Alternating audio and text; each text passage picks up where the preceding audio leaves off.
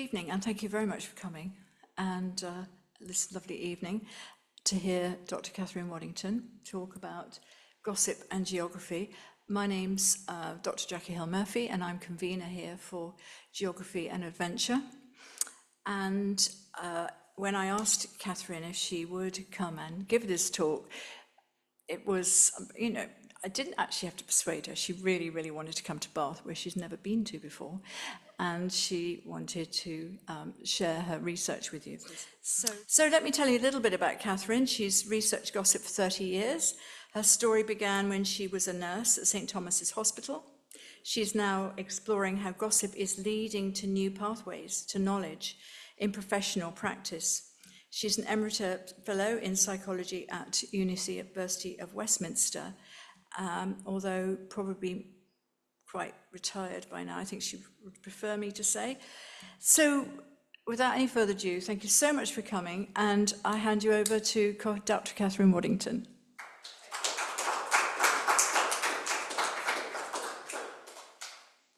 Lovely. Thank you very much, Jackie, and welcome to people who are listening online. Jackie asked me, we've known each other for a few years now, if I could say a little bit about where did this all start. And I suppose the St. Thomas's story, I'm a bit of a storyteller. If you find yourself thinking, where is she going with this story? I'm always going somewhere with the story. So when I was working clinically as a nurse, and I was working at St. Thomas's Hospital in London, and this is in 1980, so we're talking 45 years ago, working in intensive care and looking after a patient in the intensive care unit, and I was doing what was called an intensive care nursing course. So I was learning how to be an intensive care nurse, and I was going to be looking after a patient on a late shift on my own with sort of distant supervision. So I was there, I've got to get this right. And in the handover, this was before I ever knew or even thought about studying psychology or gossip. Gossip is evaluative talk, usually about a person who isn't present, and I'm going to go into that an awful lot more. So we're doing the handover, and the nurse that had been looking after this Italian gentleman who had had open heart surgery. Now you probably have keyhole surgery for open heart surgery. And the phrase was sedated and ventilated.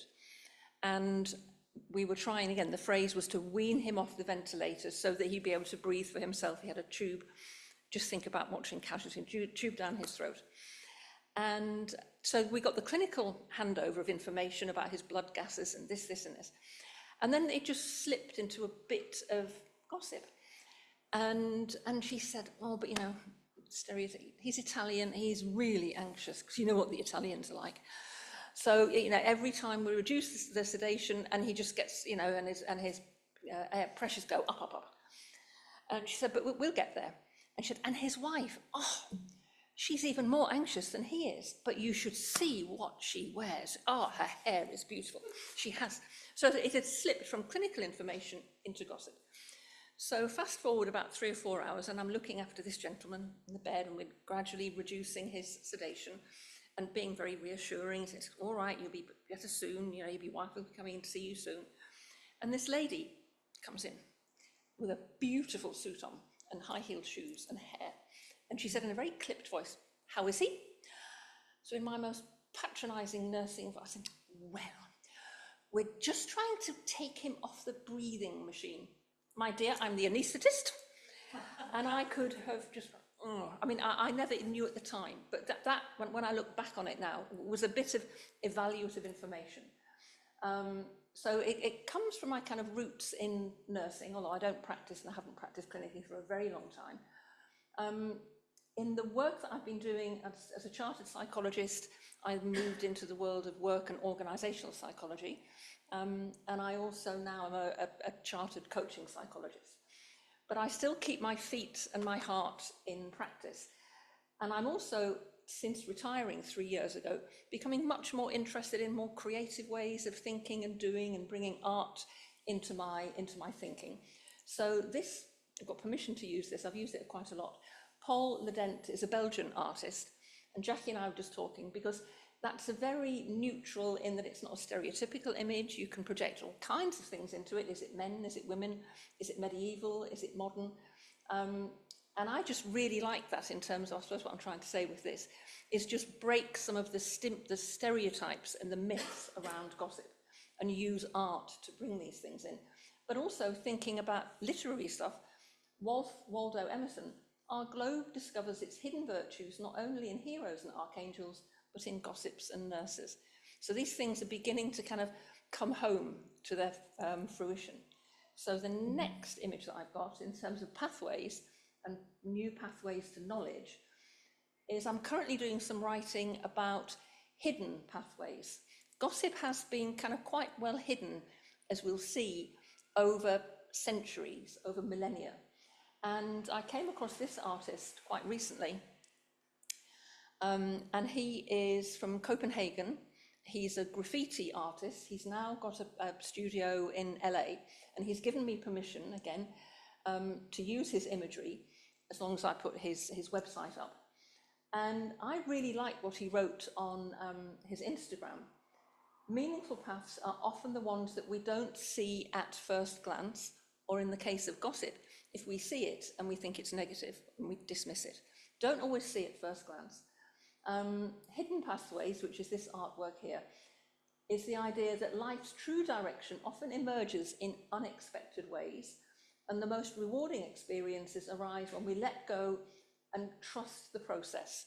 So I suppose one of the things I'm wanting to get across in this talk this evening is letting go of the stereotypes and the myths about gossip. Because it's being rehabilitated, believe me it is, and it's not just me that's doing the rehabilitation. So the path may not always be visible. At the beginning of a journey, it slowly appears when we trust and take our first steps. But over centuries, it's been hidden in plain sight. So I took that photograph, coffee and gossip, they did what? Research. This was outside of the British Library in September 2019. I was going there to do some work. And they had an exhibition on about penny universities and coffee shops in the kind of 16th, 17th century. And obviously they didn't quite would have the courage to put the P on the end of gossip. So this was the British Library. And what they were talking about was coffee shops and what were called the penny universities in London and Oxford, where it was, you know, the women that were there in the coffee shops were either serving or tidying up, and it was mainly the men having conversations, great conversations, and that's why they were called penny universities. So that is gossip by another name, but it was called, you know, it's scientific talk, and when, you know, we're the men and we know what we're talking about. What I haven't put on this is there is an evolutionary argument that language evolved to enable people to gossip. Somebody called Robin Dunbar in 1996 wrote a book called Grooming, Gossip, and the Evolution of Language, which essentially, when you think about how language evolved through grooming circles, which was women and kind of primates, and that's how language evolved from grooming circles in primates. So it wasn't the kind of the male primates going, oh, there's a big bison over there and we're going to go and kill it. It was the women exchanging socially relevant information as to who you could trust, who was a freeloader in current times, who's a bullshitter. And so gossip evolved to pass on socially relevant information. But it's always had a slightly gendered approach to it. Again, choose this one first. If you think about the Athens and the ancient Greek agora and the marketplace and the philosophers and the politicians exchanging socially relevant information, but in quite a serious way, because it was men's talk. But again, it was evaluative information that was socially and politically useful. I recently got hold of a copy of this for about £4 on eBay, and it was written by a woman whose name is E. Hallam Morehouse, and it's about Samuel Pepys. Samuel Pepys, administrator, observer, gossip. So now, you know, you could rephrase that in kind of maybe modern social science terms and, you know, administrator, observer, gossip, anthropologist, for example. So gossip has been hidden in plain sight.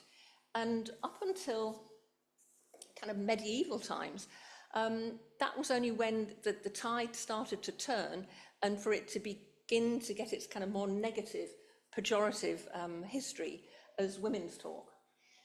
So you might have seen, so there are museums in Europe, there's one in, I think where it is, somewhere, maybe in the Netherlands, where they have all of these instruments of torture, the scold's bridle, for women to stop them talking. This image here from the Museum of Witchcraft, which is in Boscastle in Cornwall, you see that the woman there, she's got her scold's bridle on, her children are being, vilified as witches. So there was always this kind of, then a kind of negative stereotype. What's interesting is the origins of the word gossip. It linked to midwifery. And so in village times, a gossip was a woman that would go out with the midwife and would be with the midwife and the woman who was giving birth, and then would go out and give the news of the birth, which would either be good news or possibly more often than not in those times, less than good news. But the gossip was the woman that went out with the midwife to spread the news after the birth. It also has connotations of being a godparent. There's one that's less verifiable, but one particularly in the kind of Samuel Pepys times, it was for men, and it was go sip, go and have a beer, have a beer, see what you can find out kind of politically. So gossip in medieval times then had this negative reputation of witchcraft, women's talk that should be stopped, and stopped with pretty brutal ironwork, which led to a lot of the popular and enduring stereotypes of gossip, the enduring images and stereotypes. So depending on how old you are, you might well remember Les Dawson and Roy Barraclough, who did this kind of drag act of two women called Sissy and Ada, and it was very much, oh, she did.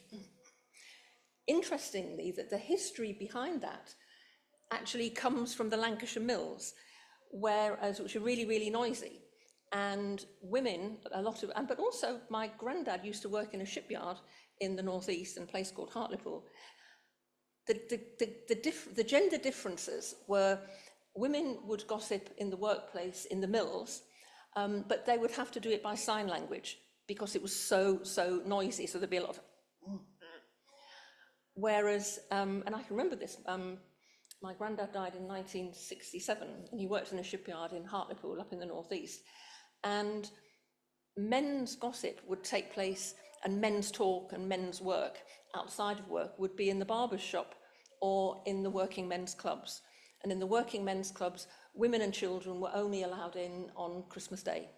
And so their gossip, women's gossip was often much more visible, whereas men's gossip was less visible because it was in men-only environments. When I was doing my PhD 30 years ago, and actually the reason why I then really became interested in it, I'd moved from working clinically, and I'd studied psychology, and I was doing work and organisational psychology. I was doing a master's course, and I just literally put my foot into the door of higher education. And it was a really different environment from working clinically. So I was moving into teaching nursing and teaching psychology to nurses. And because the culture of the organisations that I was working in was so different, for my MSc dissertation, which was in 1991, when the first Iraq war was on, and that's relevant, I was doing a piece of qualitative research using a classical question: why are things done the way they are around here? If you start in a new job, often that's a question that you'll ask. What we know about organisational culture in organisations is it's what we stop noticing after about 6 months. So if you think about if you go into a new job, maybe for about the first 6 months, you find yourself saying, well, in my last job, we used to do it this way. Well, why do you do it this way? But after about 6 months, you stop saying that. So there are a couple of questions. Why are things done the way they are around here? And again, I can remember this so well. A, because I was pregnant at the time, and my daughter's 33 now, so I was a bit embarrassed about being pregnant.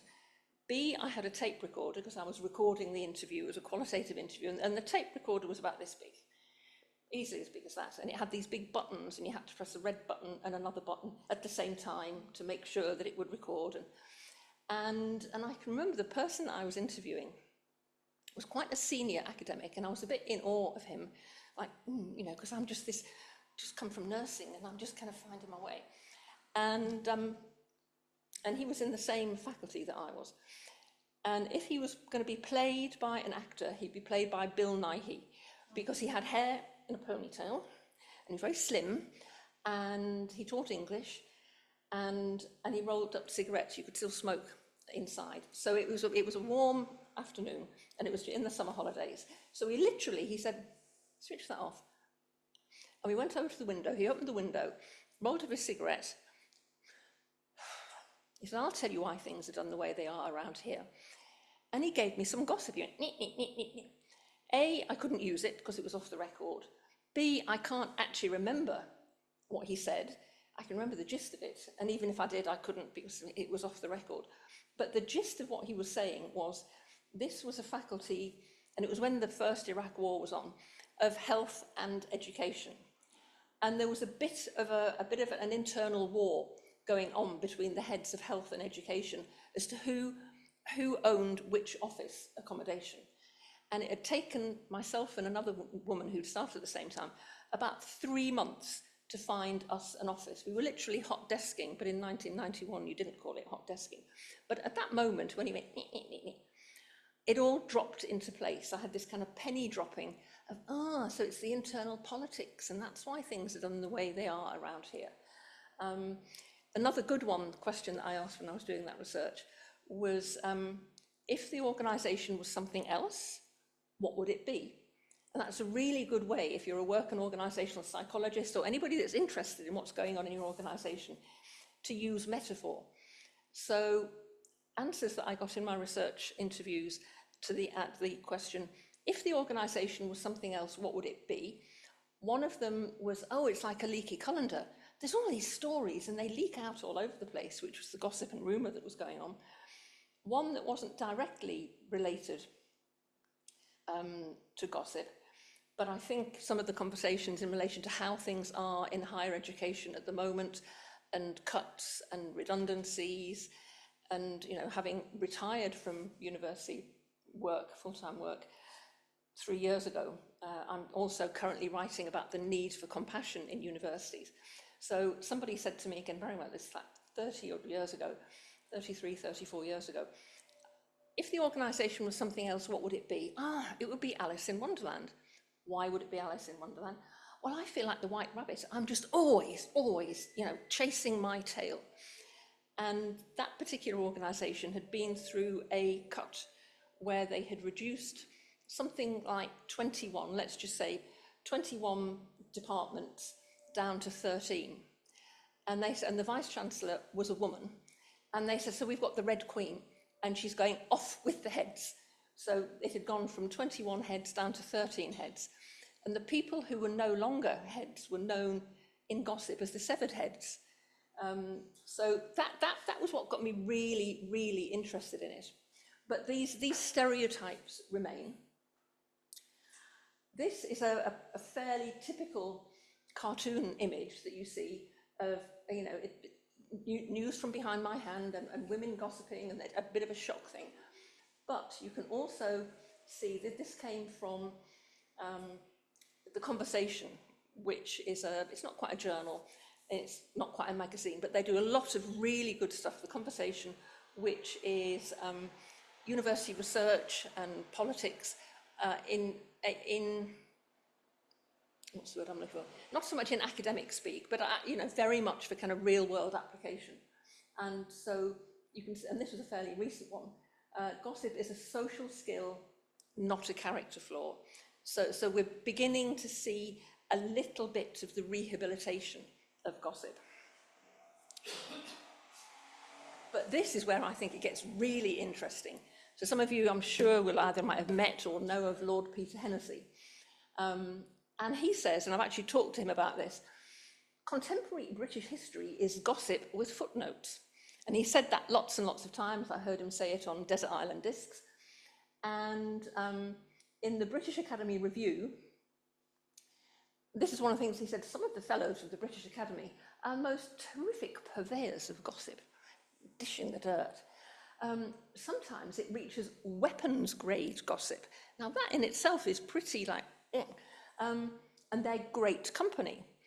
So if Peter Hennessy can get away with saying that as a historian, history is gossip with footnotes, we really need to take it seriously. And this is where kind of seriousness is coming along. So when I did my own research at Goldsmiths College, which is part of the University of London, back in 2004, 5, something like that,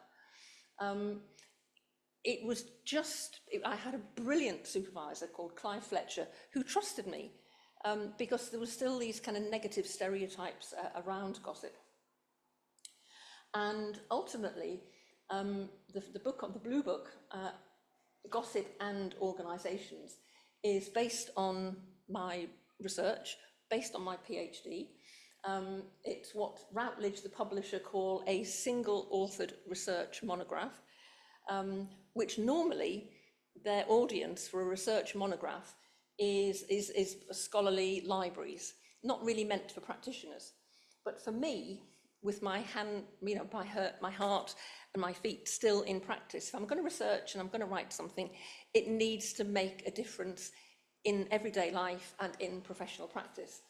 And the reason why I called it Gossip and Organisations rather than Gossip in Organisations is because in the scholarly world, there's a view that organisations aren't containers in which gossip happens.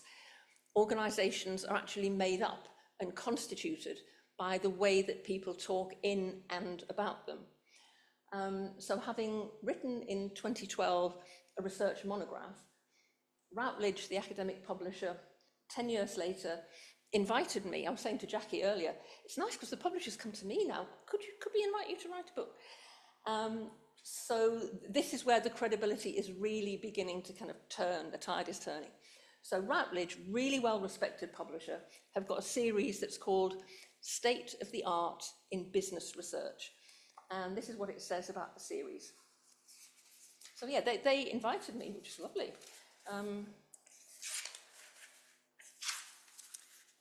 So the series, here we go. The series editor is somebody called Geoffrey Wood, who works in the business school, business research world.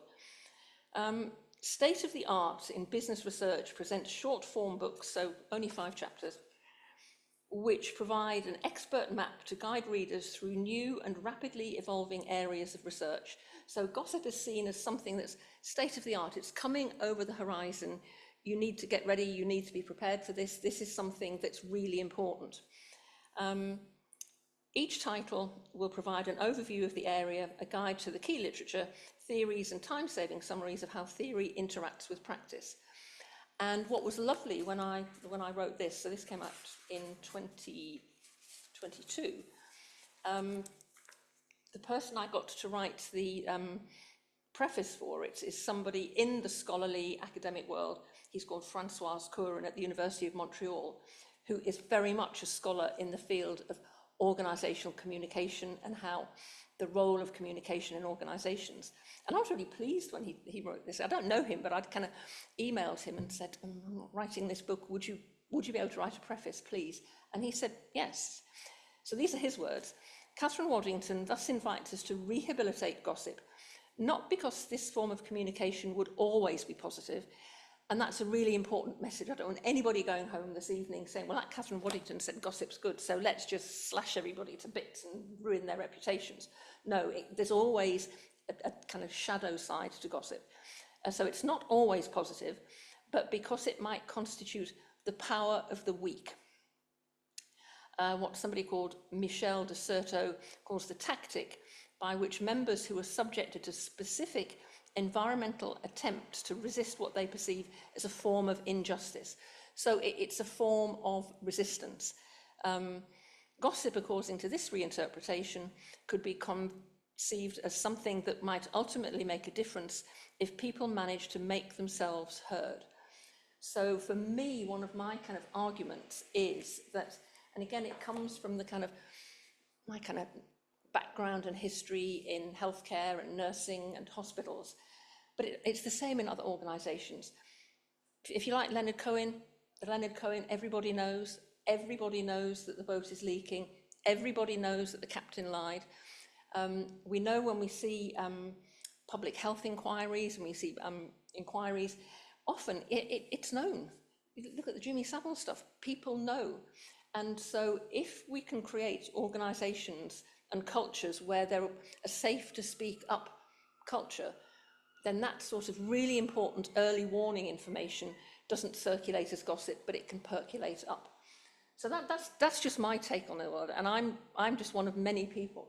Oxford University in 2017 published the Oxford Handbook of Gossip and Reputation, which was really setting out a bigger roadmap of the really important bit about the importance of gossip. So I'm going to come to some kind of practical stuff. What's social epistemology, and this is a bit of a kind of posh academic, difficult to roll off your tongue, but epistemology is the nature of knowledge. And social epistemology is about a branch of philosophy that explores how social factors, day-to-day conversations, gossip, influence knowledge and belief formation. And applied social epistemology, gossip is a way of knowing. And the link to that particular article there is in nursing, there are what's called Carper's ways of knowing, different ways of knowing. And gossip is beginning to emerge as a way of knowing. And it's a state-of-the-art topic. So it's evaluative talk between two or more people about an absent third party, which could be a person, it could be a team, it could be something that's happened, it could be an organisation. And often it's been seen as spoken, and the stereotypes that it's often negative, pejorative, and it's spoken by women. So it can be spoken. Sometimes it's written, and it can be visual. And this is why I quite like the kind of bringing art and visual images in, because again, people think visual. But if it's an evaluative comment, less so now in organisations, but I'm old enough to remember when people had notice boards and drawing pins, and often you'd be seeing, and it would say something like, you don't need to be mad here to work here, but it helps. And that's not a nice thing to say in relation to people with mental health, but it was quite a famous one that used to be around. So now just think about what things people might have on their t-shirt or what they might have on their coffee mug. So here's just two random examples from Amazon. I survived another meeting that should have been an email. Now that is an evaluative comment about how a team or a department or an organisation are running their meetings. And it's saying something, but with a bit of a tongue-in-cheek. Careful, or you'll end up with the other buried bodies. Is also, there's a bit of a subtext there in terms of it's an evaluative comment. So I really like the visual gossip because sometimes it can be quite subtle. So let's have a bit of practical stuff, because I said to Jackie I wouldn't talk for longer than 45 minutes. So when I did my own research and subsequent thinking, I came up with a particular framework, which is the one which to me always feels a bit like a slinky, but it's about the rehabilitation of gossip in the workplace is to think about it as a form of organisational communication and a form of organisational knowledge, and that there are 5 concepts that we can think about what's going on. Ethics is so important because actually you can harm somebody with gossip. You can harm their reputation, bullying, harassment. I've tended not to look at social media gossip, but we know there's been some terrible things that have happened in terms of evaluative comments and the negative stuff that can be out there. So the ethical component is, if gossip is harmful, then it should be stopped. But if somebody tells you something as gossip, but actually it's an early warning system, and a manager ignores it, and then some further harm comes about, then that's also unethical. So the ethical component is quite tricky. The kind of nurse in me would often used to say, in nursing, people think about ethical decisions. Is the life support machine going to be taken off? Are we going to take somebody's kidneys for a kidney transplant or whatever? But the decision to gossip or not is also an ethical decision. Then we've got identity, which is to do with your reputation and what things that people say about other people can affect their identity. It's about power. A while ago, long time ago, in fact, I was having a conversation with somebody that I'd worked with clinically, and we'd both moved working into higher education, and we were still kind of relatively green and wet around the ears, and we were just having a drink and saying what was the best advice that we'd been given. And this friend of mine, I'll call her Helen, that wasn't her name, she said, the best advice that I got was from one of the senior, kind of deputy vice chancellors. And he said, it's not what you know, it's not who you know, it's what you know about who you know that'll get you on in the organisation. So that was a huge power thing there. Sense making, again, in organisations, if there isn't adequate formal communication, people will gossip to try and make sense of what's going on. And also it can get used in a negative sense. I've done talks like this in different contexts over many years. And I remember somebody in quite a senior position, he said, do you know what I do? He says, if I'm going to make a decision, I'll put a message out there through the people that I know that are going to gossip. And I'll make it worse than it's going to be. So, and I'll say something, well, I think we're going to have to cut this many jobs or whatever. And this was quite some time ago. And just let it roll and let it see how far it went. And then people, you're not. And he'd say, maybe we better rethink that. And he says that looks good on me because it looks like I've listened, but I was going to do this anyway. So you make it look worse than it's going to be, look like you've listened, and then do what you're going to do in the first place. That's a bit. And emotion.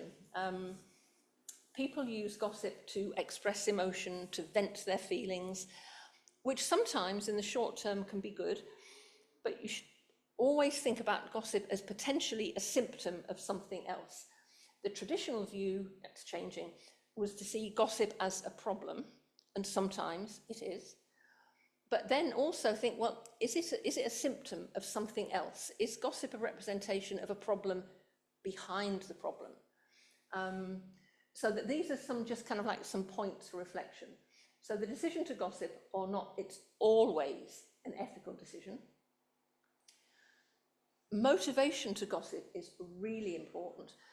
When I was doing my research, there was only one person, and I interviewed and worked with a total of 96 people. It was a qualitative study, but it was a big one. And there was only one person who, because of her Christian beliefs, felt it was really wrong. She just thought it was wrong. It was wrong to talk about people behind their back. But she'd been hurt by untrue gossip about her. And she also had this conflict because she could see on a ward and in a team, sometimes a bit of gossip, a light-hearted gossip, actually kept the team together and helped people to work better.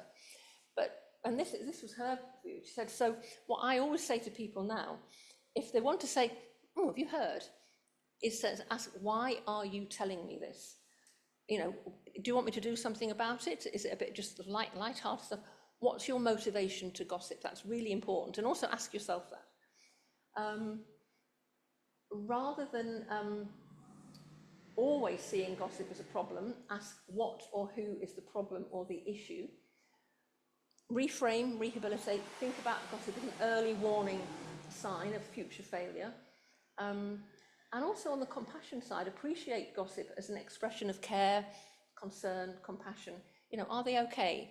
Is everything all right? Can we do anything to help? So I'm going to begin to finish on just some pointers for practice. Actionable steps. Keep an open mind and create conditions where informal conversations, whether it's face-to-face or online, can happen. And then ask what's going on behind this. Number two, I really like, again, coming from my research, as a researcher, and I'm looking at Jackie here, thinking about, you'll know from having done your doctorate, reflection and reflexivity are really important. And I was really interested when I was doing my research, what did people think about me as a researcher who was researching gossip? And like what was the gossip about me? And what was the gossip about gossip? And I asked people this in lots and lots of different ways. I've got two stories to say on this one. One was at one point, I was interested in, were there any gender differences? What difference does gender and position in the organisation make, if anything, to who gossips to whom about what?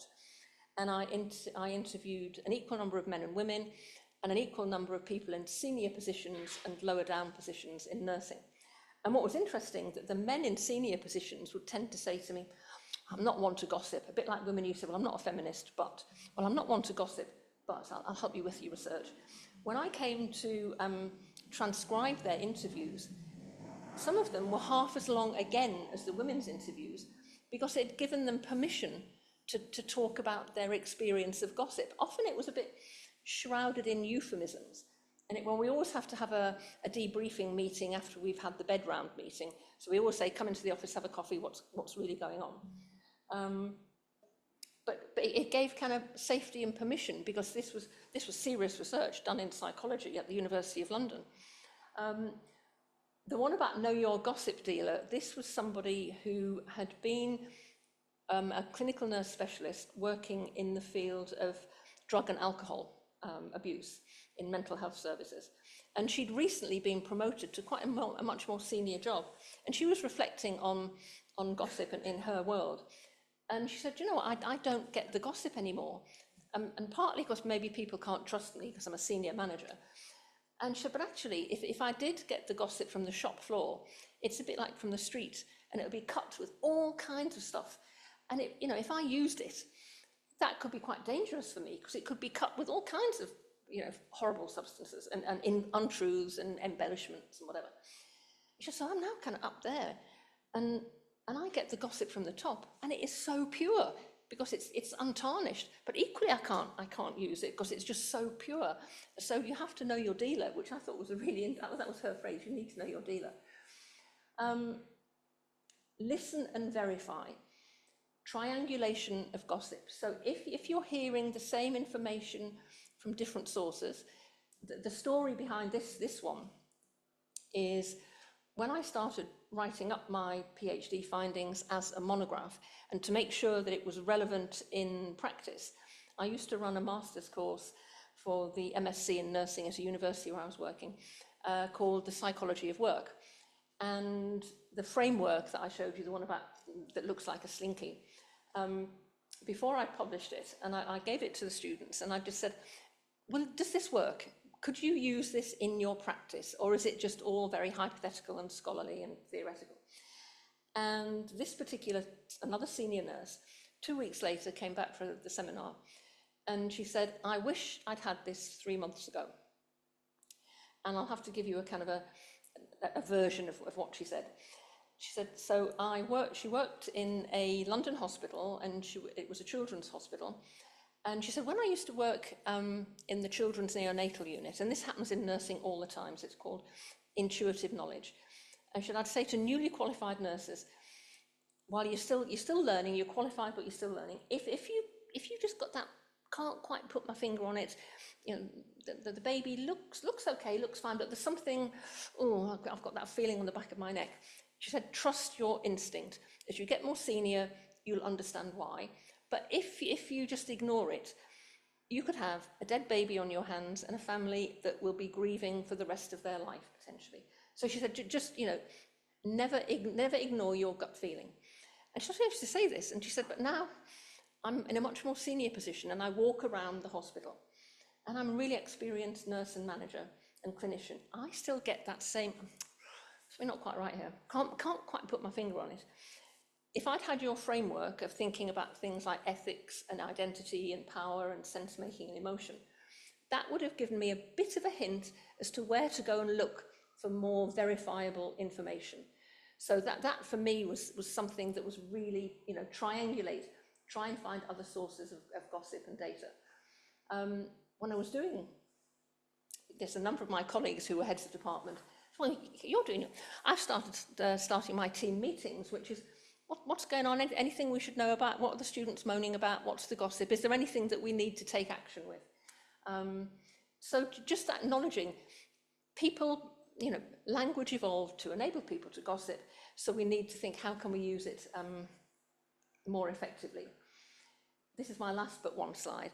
And this comes from a pseudonym of somebody that I worked with who was a consultant paediatrician and designated doctor for safeguarding and child protection. So you can imagine the sort of work that she and her interprofessional team work with, child deaths, a whole range of things.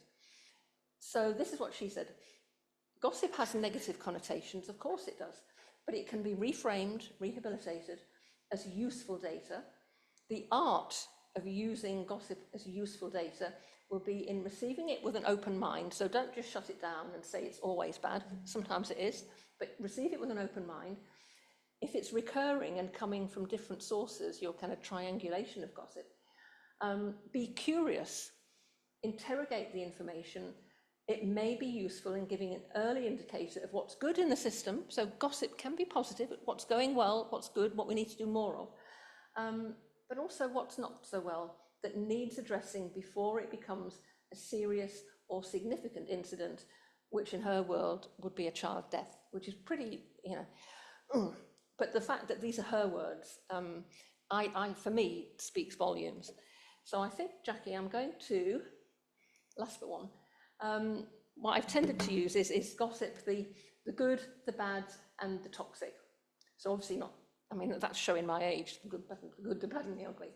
So good gossip is the social glue, the early warning systems of future failure and harm. Bad gossip is malicious, vindictive, just takes up people's time, may be untrue. And toxic gossip is the really kind of high, difficult stuff.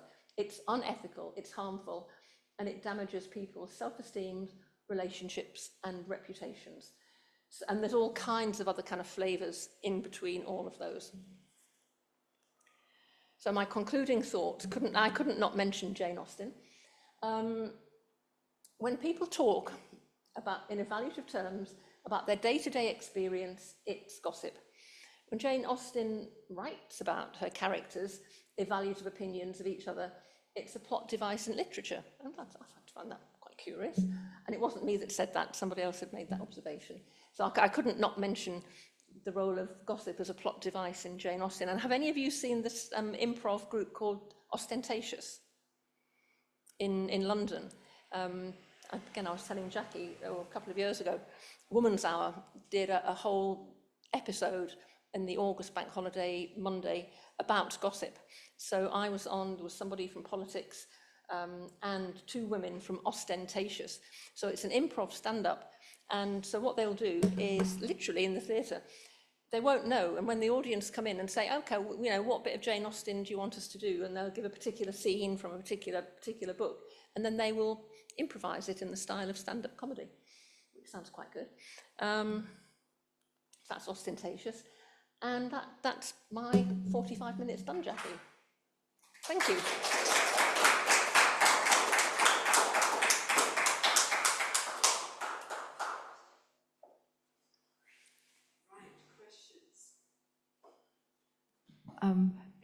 Please, we invite questions from you. I'm sure you would love to have. I was just wondering, with more people working from home and with workplaces apparently becoming more atomised and more individualised, how does that bode for gossip in the workplace? Well, what was interesting was particularly when COVID happened, and it actually, the Joni Mitchell, you don't know what you've got till it's gone. So those day-to-day opportunities when you're waiting in the coffee queue or you're going into a meeting, they just went out, opportunities. People, I can't gossip now. And the things that people told me was that a lot of time, and these were people, professionals, these were some social workers, was, well, of course, we on Zoom, you just see people this bit. So, of course, what people were wearing underneath, you couldn't see. And going off at a tangent, my daughter Hannah was she works in HR, and she was finishing her CIPD, and she was doing a piece of coursework, and apparently Premier Inn, and she showed me the photograph, people working remotely for Premier Inn had all of the Premier Inn, you know, white shirt and purple logo, but underneath it was like a duvet that so that they could be really comfy and cozy. So it was literally like a duvet, like a sleeping bag to here, and then from here was the corporate stuff. But people would have on their mobile phones and in a particular kind of closed WhatsApp group. And of course, when you're working remotely, when you're in a meeting, people can see you when you're on your laptop or you're looking on your phone, but you just put your phone underneath and it looks as though you're looking down at, and then there'd be this little, she said, what? No, you're joking. So it kind of went underground. So it definitely had an impact, definitely.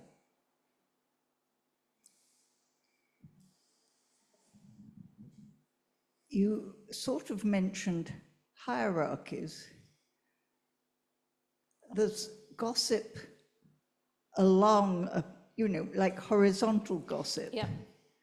And how is that different from gossip that actually reaches the next level? Yeah. I'm thinking of, you know, way back working in an office where everybody was demarcated, and the secretaries they knew what was going on, they knew all the gossip, but occasionally my secretary would tell me something that she thought would be useful for me to know. Yes.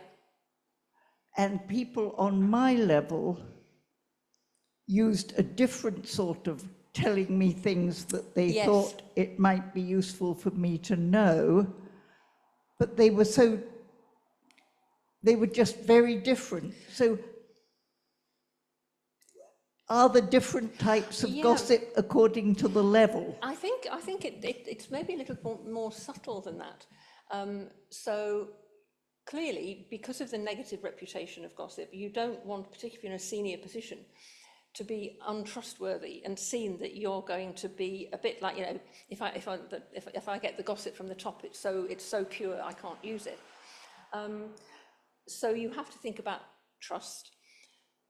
But also, people would say to me that, you know, they will say, I've got trusted people who I know are my eyes and ears.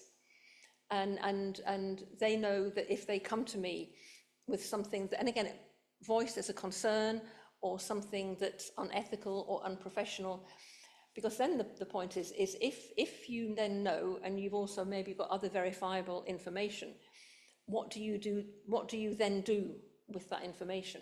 But the other thing that's also interesting about gossip is that sometimes, yes, you can kind of trace it, but sometimes it then goes underground and it goes quiet. And then I at one point with a couple of people I've done some, how could we do that? Because then sometimes it then just pops up maybe 2 or 3 months later, but it's been underground and it's gone a little bit. So there's some kind of real subtleties and nuances. But I think going back to this bit about kind of looking for, be curious, look for other sources of information, use it as an early warning sign. I say that the very senior nurse should, if I'd have had your framework, it would have given me just a bit of a map, just what this is where I might need to go and have a look to see if I can find out some more verifiable source of information. But you know, gossip isn't easy to measure, and my own view is I don't think you should measure it, but it can be very slippery. A phrase that I've used, they say this about teenagers, it's like trying to nail a jelly to a tree. Sometimes it's really difficult to pin down. The other bit that I found in doing research about gossip is you have to, once you get people to think, if people start thinking about it in quite rigid ways, it loses its spontaneity. So sometimes you have to kind of stick with, there's a phrase that I saw somewhere, I think it's a Filipino phrase, about trying to catch a butterfly, that once you go chasing it, it'll just fly away. But if you sit quietly and you sit still and you kind of take a measured approach, which I've just said, I've contradicted myself, but it can be quite slippery. But it was a great question.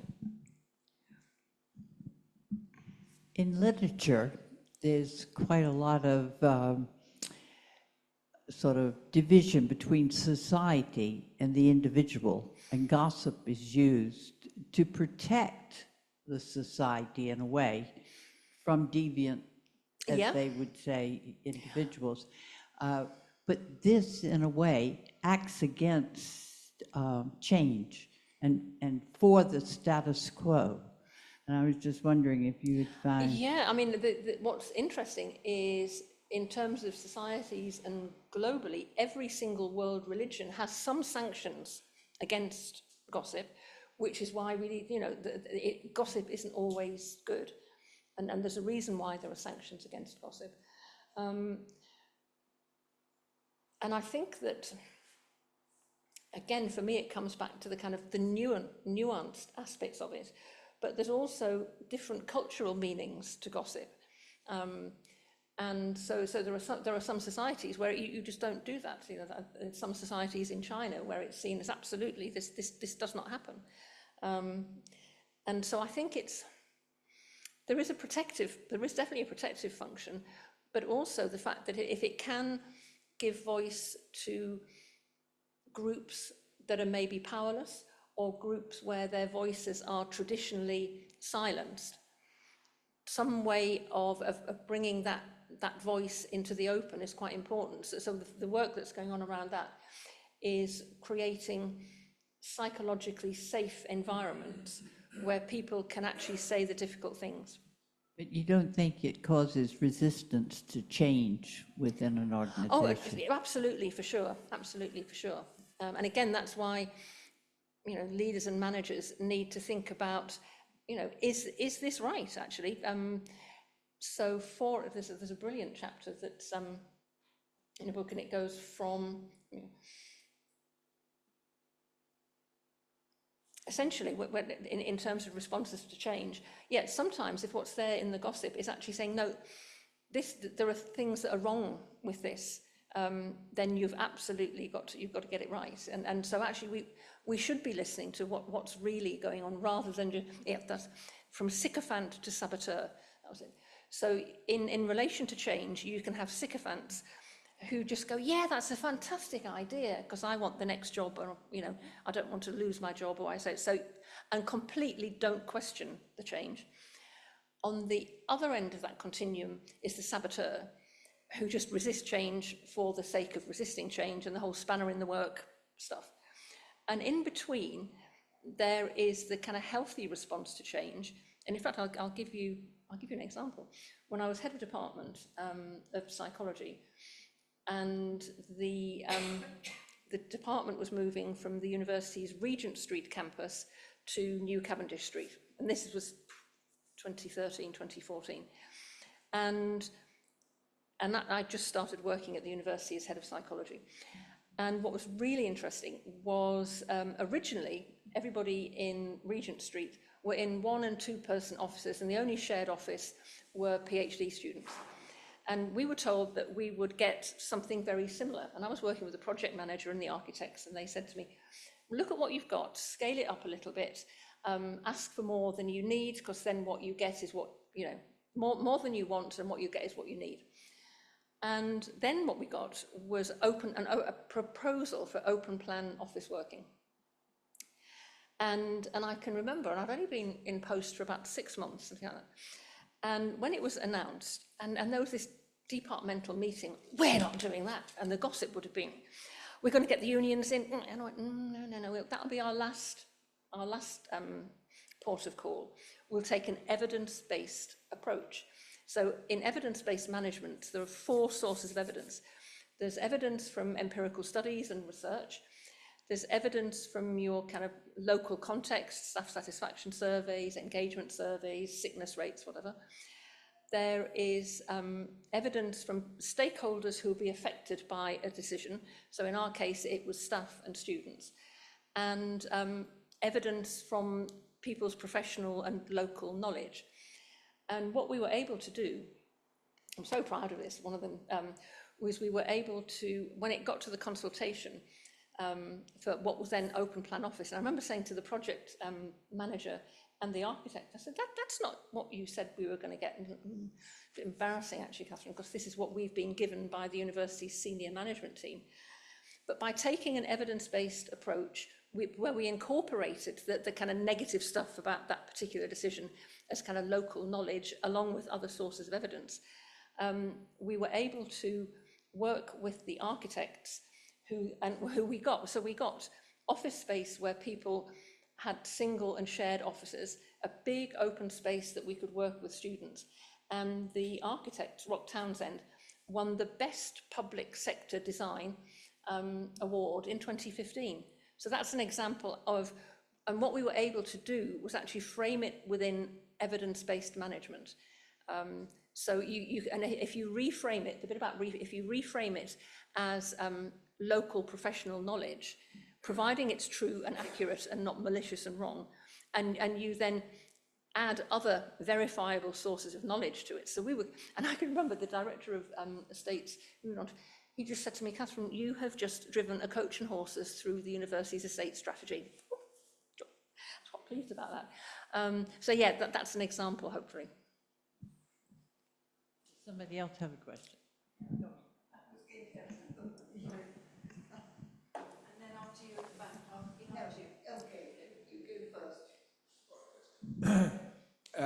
Is deviating really from this central theme, but would you agree that gossip has, as a practice, has become encouraged and validated quite strongly by certain social developments in the last 20 or 30 years? I think of social media, perhaps in particular before then, the text message, which doesn't involve the risk of the sender of the communication being told, aren't you taking this too seriously, in the way that a phone call would. The text message is simple, it's sort of lightweight, it's discreet. Probably the worst thing is that can happen for the sender is that the receiver ignores it. But quite often the two are quite happy to be sort of locked into that intimacy that a text creates. And they probably feel that they can indulge in what may be a little bit of bad gossip, probably not malicious. And is it also possibly true, and I say this as a non-watcher television, of things like the talent shows, which seem to rely quite strongly on the fuel of campness and cattiness, or bitchiness, to use the word most people use, absolutely, and which seem to encourage those, I would say, very sort of negative values, the anti-values, really, rather than anything healthy. Absolutely. And yet the age in which we live encourages that sort of mischief making. What you're talking about there is the whole celebrity gossip, and there was a doctoral student in the Netherlands, Charlotte de Backer, her name was, and she did a whole thesis about celebrity gossip and the salaciousness of celebrity gossip and the tittle-tattle. And you think about, kind of back in the day with all the gossip columnists in the newspapers and the News of the World and all that stuff. And she called her thesis something, and again, because you can get positive, it was like, celebrity gossip was like Belgian chocolate for the mind, because it could be quite fun and it could be quite, and again, if you think about the words that people use to describe gossip, they'll say, because the interesting thing about gossip is it could be a person, the gossip, the person who gossips, or it could be the content of the gossip. You come back from holiday, what's the gossip, what are people talking about? Or it could be the activity of gossiping. And so the way that people, they're an insatiable gossip, like they've got an appetite for gossip that is just completely insatiable. Or sometimes people, actually, I went a bit far, a bit of a nasty taste in my mouth, I really shouldn't have said that. But sometimes there's a kind of philosophical view to this in relation to, if you get it, it's a bit like Snow White, not Snow White, the Goldilocks and the Three Bears. You need to get it just right. If you've got a scarcity of gossip, I read somewhere, I loved this metaphor. It said, if you have good gossip at its best is like a nice meal, it's like a nice wine, it's something that you do, it's pleasurable, it's relaxing. So that's kind of good gossip. Whereas rumour is when you've just got a crumb that is picked up off the floor in an information famine. So, you know, there's not enough information there. But equally, people can binge on gossip and overeat on gossip. So I quite like the language that people use, but certainly celebrity gossip. And that can be absolutely dreadful or hilarious.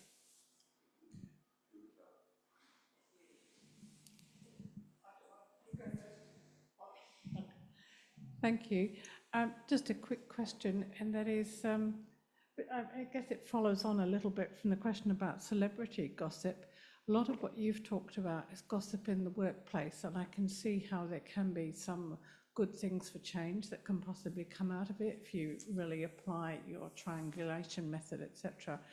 But what about gossip just amongst groups of friends? That would seem to me to be less than helpful.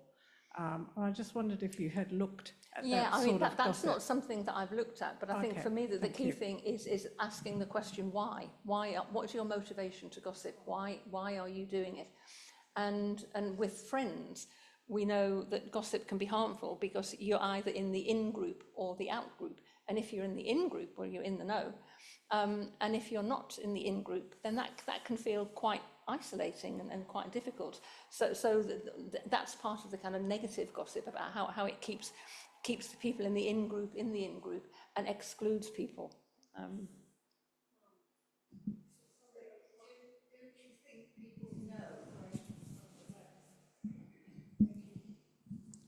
Don't you think people know, they know who to go to for what sort of gossip? Yep. If you feel like, you know, who's getting off with whom, then you know that you go there. And then if you want the real nitty-gritty, you will go to somebody else. Yep. So gossip can be consumed, Yep. not just exchanged. Yes, absolutely, completely agree.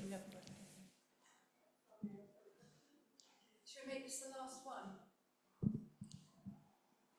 Would you regard whistleblowing as a form of gossip?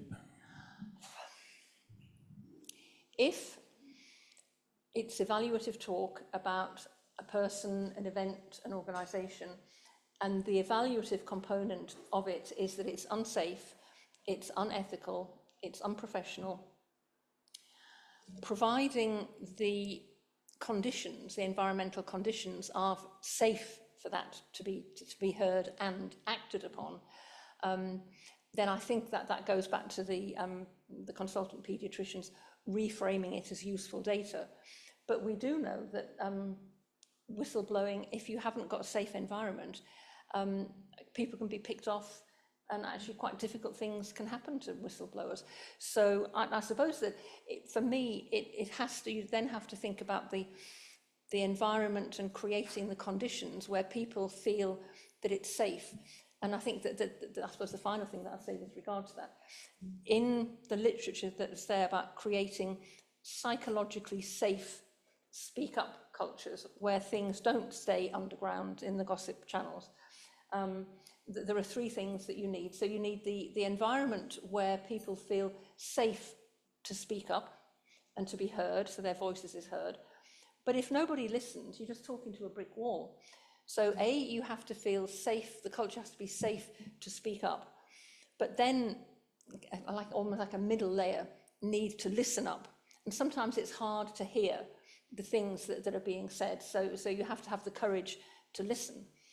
And then, but if people listen, but nothing happens, nothing changes, you then have to have the third layer, which is maybe a more senior layer, which is to follow up.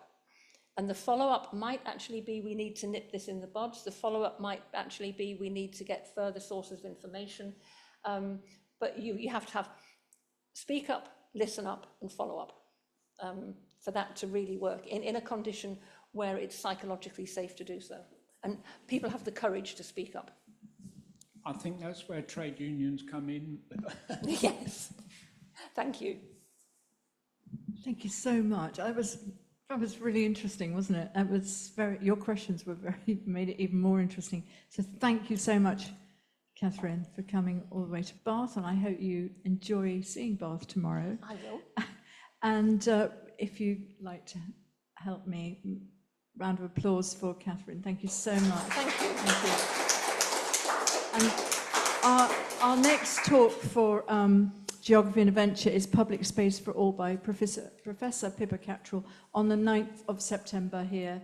And she's going to talk about pretty much what it's like to be transgender in the public world and how safe and unsafe it is for everybody. So if you'd like to spread the word about that one.